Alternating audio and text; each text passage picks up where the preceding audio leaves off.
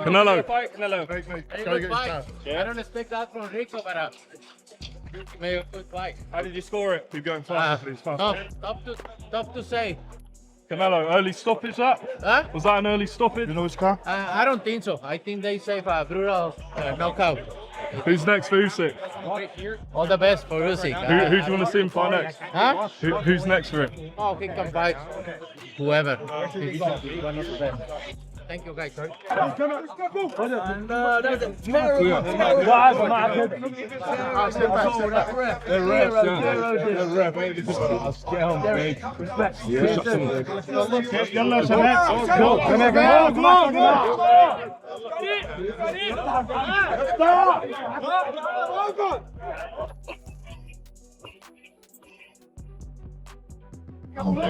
Derek, what do you think? With what? Of the fight? You called it. You said Rico was going to win. He put up an incredible effort. Rico won that fight, man. Hey, boxing media! Rico won that fight. How did you score it? I just stopped recording. Hey, we're going now. Where's the... Get me one of those things anyway from the kitchen. How did you score it, Derek? I wasn't scoring, I was enjoying the fight. What was Rico doing so well to get the better of The Usyk? movement, and it's chucking orthodox. I did that conversation with HE. He told me to stop recording. I had to stop. Hey! Ah, shit. You see, that's the problem. Bro, I want to get back home alive. Why? You know, man, you're good, man. You're good. Hey. Do you think it was an early stoppage? That was an early stoppage. They robbed that fucking guy. What's next for Rico, do you think? Okay, huh? What do you think is next for Rico? Dylan White. I think Rico should fight Dylan White. Huh? Yeah, what about the rematch? They got a rematch. Nah, then, but what's his name? What's the Turkish boy? What's his name? Cabello. He won't get his WBC. You know, it'd be unfair. As you know what? Fuck him. We won the rematch. Andy, what do you think of that fight? Man, that was a crazy fight, bro. Rico really came over here to win, and he put out a really great show. But thank God that Usyk won, man. It was an amazing fight. Do you think he was winning the fight, Rico? I think it was 50-50, to tell you the truth, until Usyk came and he delivered that uppercut. Do you think he should have been allowed to continue? Yeah, maybe, but he was pretty hurt. Were you impressed by Rico? Yeah, I knew it was a good fight. Yeah. Should have been given a chance to continue. Yeah. What level do you think he's at?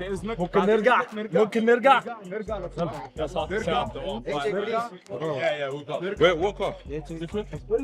Sorry, bro. Shukran. JB, where are you? Any message for Fury? Excuse me, sir. Excuse me. Thanks, AJ. Thank you, guys. Cheers, AJ, mate. Oh, good uppercut from, another uppercut.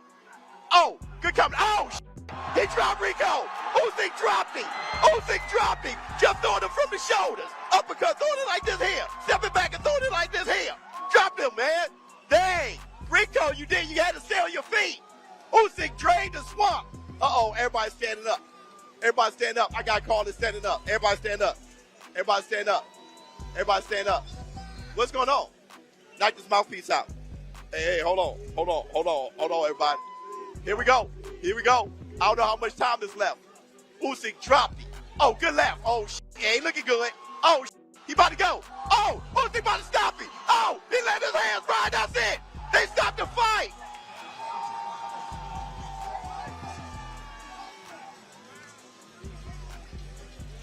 Why they stop the fight?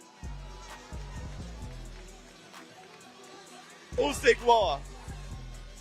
TKO. They stopped it. I wanted to see him go night-night. He struggles to get past that jab, does Oleksandr Usyk, but he does land an uppercut, and he lands another uppercut, but he's still having a fight. Oh, there's a knockdown. That was a big uppercut. And Verhoeven is down now. And he's down. His mouthpiece has gone out. But that is what Oleksandr Usyk needed badly. The mouthpiece is out. The referee will have to call time in. But my God, that is what Oleksandr Usyk needed. He finally finds the opening. He's finally able to drop Rico Verhoeven, whose legs don't look right at all. And they are stalling for time. Absolutely. get the mouthpiece in. And Oleksandr Usyk, what can you do? You've got less than 10 seconds. Can you get rid of him? He backs him up to the ropes. He needs to let the shots go. Another shot goes in. He's backed up in the corner. He's backed up and the referee jumps in. It's stopped. Oh my days. 1-2 from Usyk. He's going for the finish. Rico's in the corner taking shots. And again, more. And that's the end of the round. Referee stops the fight. No way. No way. That's man. Referee stops the fight. It's round 11. What was the time on that? It was nearly the end of the round.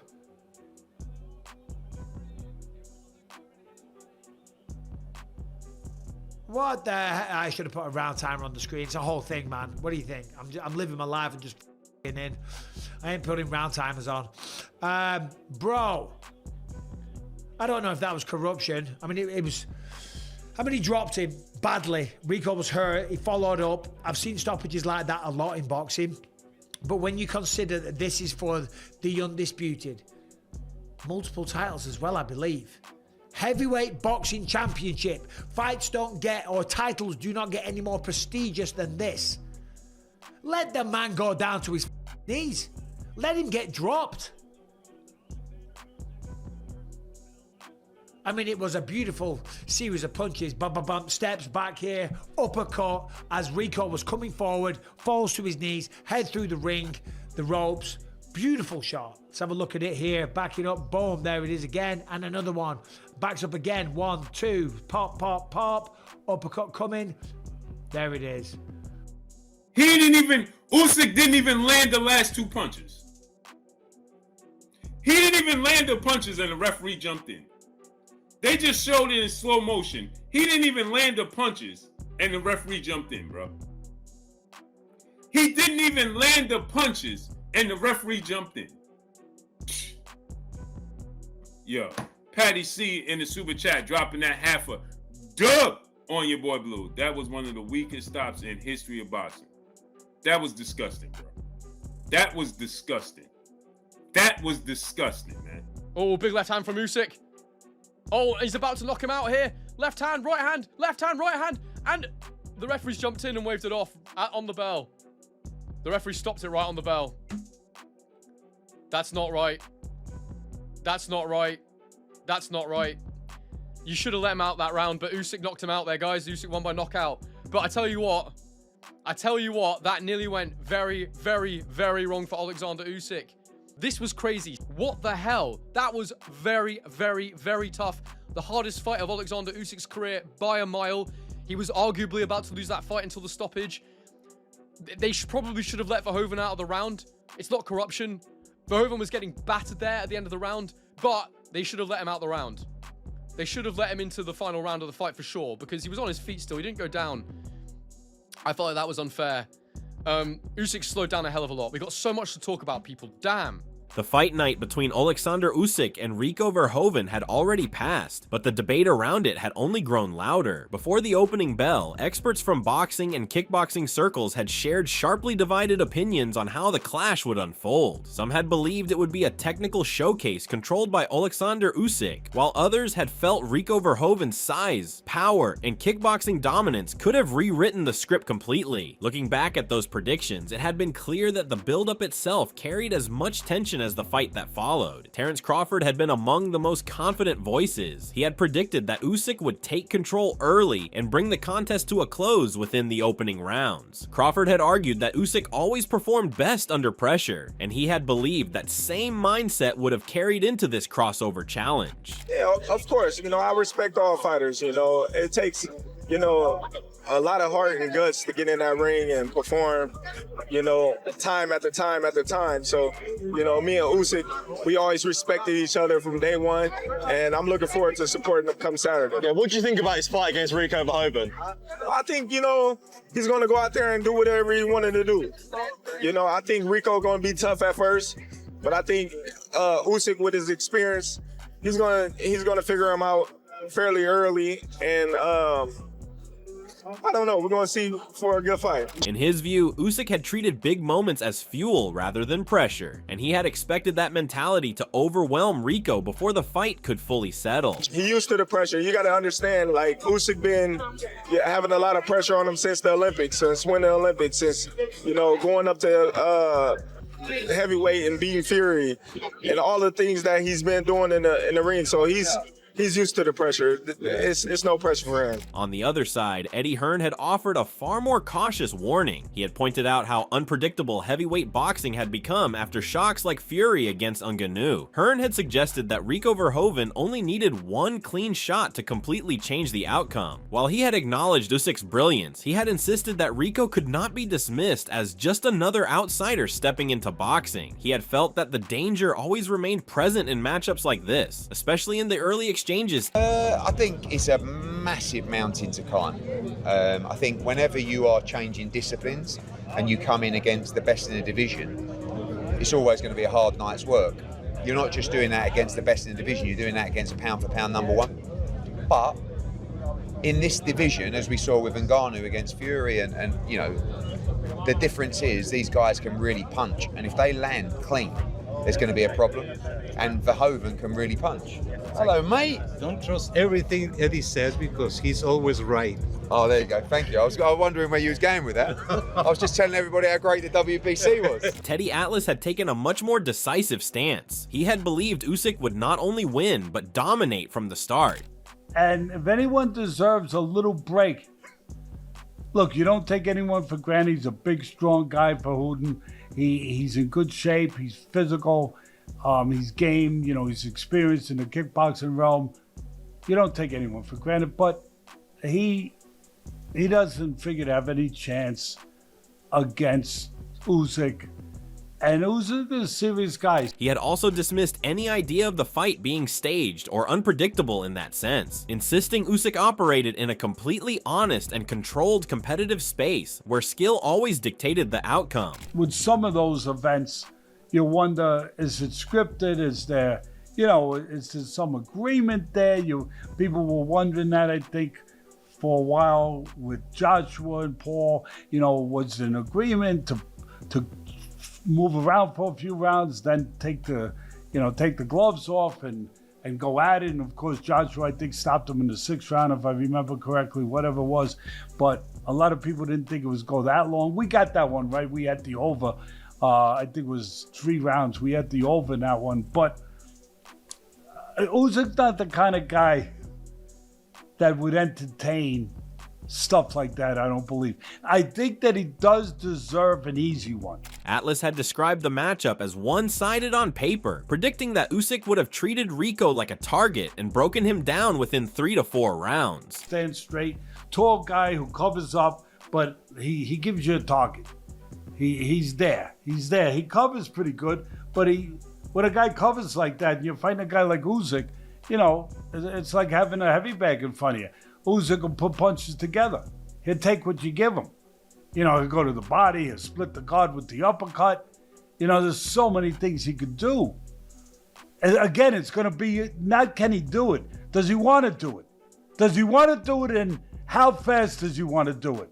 Does he want to do it when the bell rings and go after it? Then he breaks the guy down. I think the over-under is 3.5, right? Something like that. Then he breaks the guy down. He's got a shot for the under. With pros giving Rico almost no chance, Max Kellerman highlights how this fight resembles a Rocky movie, while evaluating Rico's credentials to be considered a winner against Oleksandr Usyk. Rico Verhoeven somehow actually beats Usyk. He will have pulled off an all-time upset. But short of that, Mike, what's a win for Verhoeven here?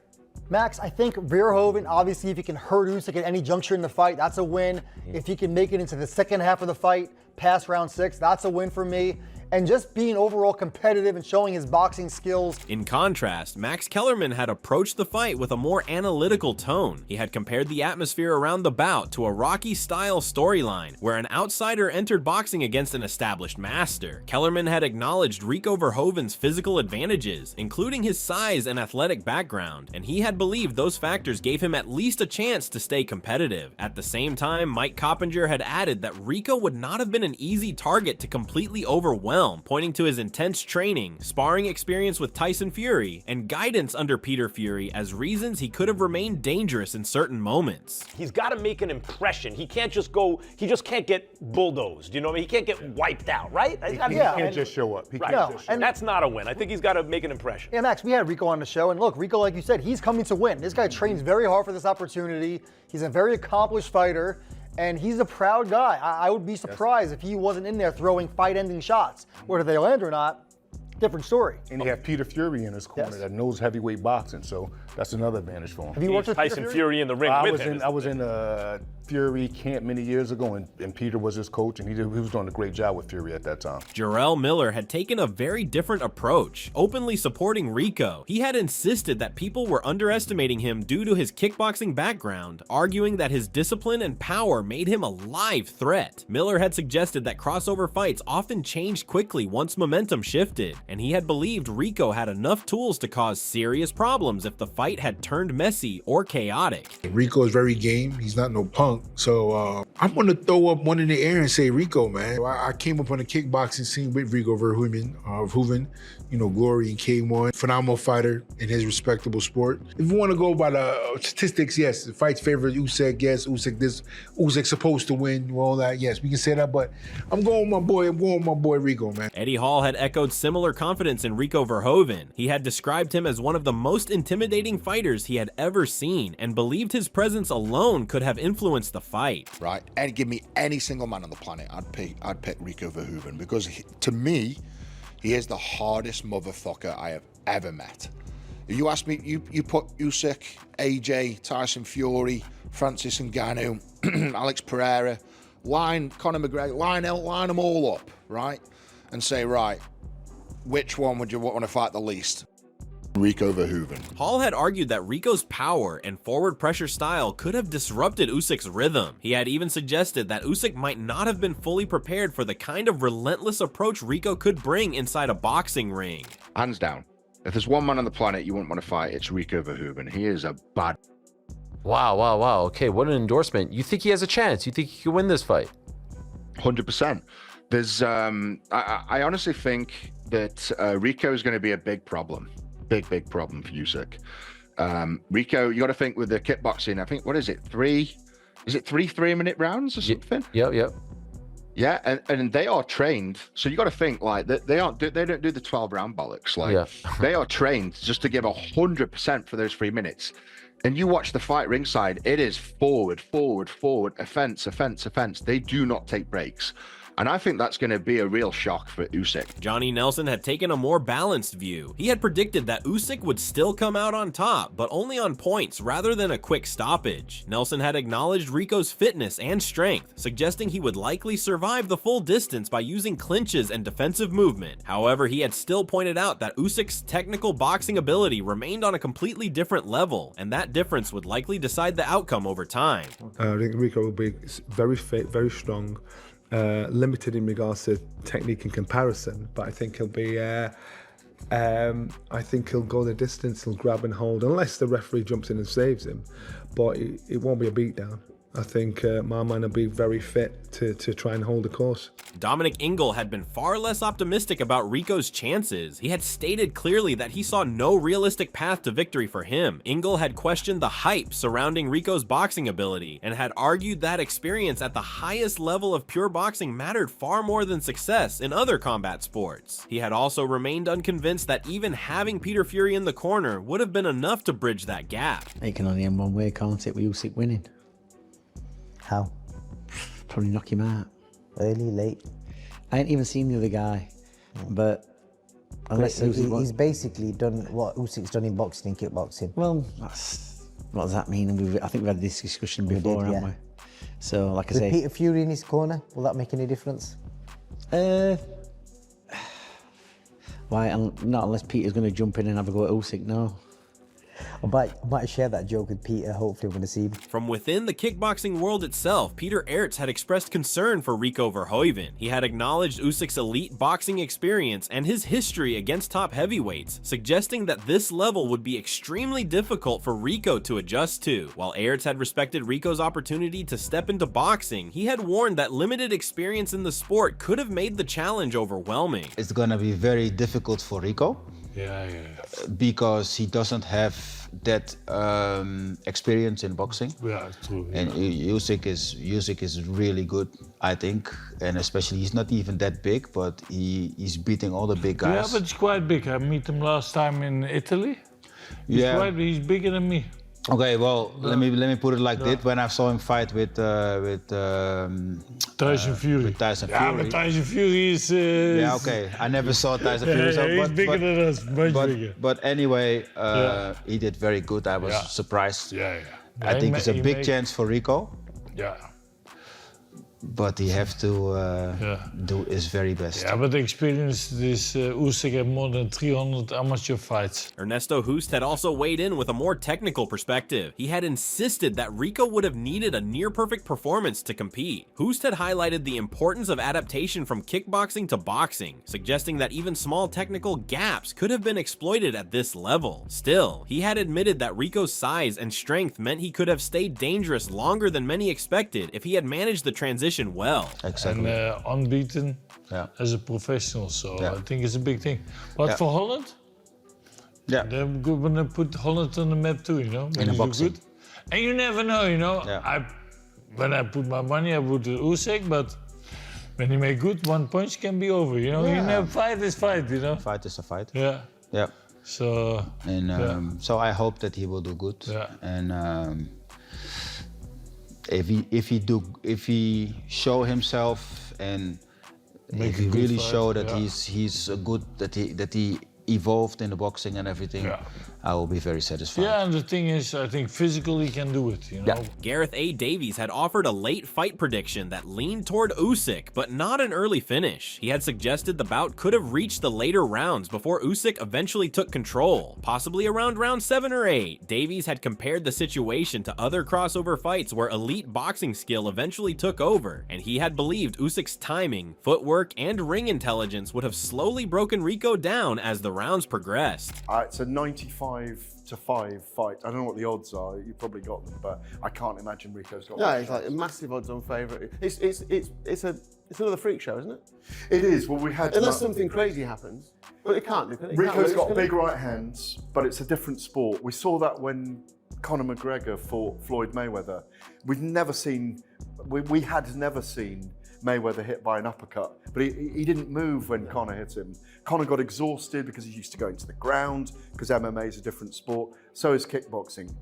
Usyk, with that brilliance, that tip-tap-top, left, right, left, angles, he will exhaust Rico and probably stop him 7 or 8 rounds in my view. Looking back at all those predictions, the divide had been clear. Some experts had fully trusted Usyk's elite boxing craft to overwhelm any threat. Others had believed Rico Verhoeven's size, strength, and combat experience could have created real danger if the fight had turned physical or unpredictable. In the end, the pre-fight discussions had shown just how uncertain crossover matchups always felt, where skill, power, and reputation had all collided under one spotlight, leaving fans with endless debate even after the final bell. And that is all from Ring Rivalry. Let us know what you thought of this fight. How did you speculate it being played? Comment below to share your reactions to the fight. Like, share, and subscribe to Ring Rivalry for future updates as the world waits to see what comes next.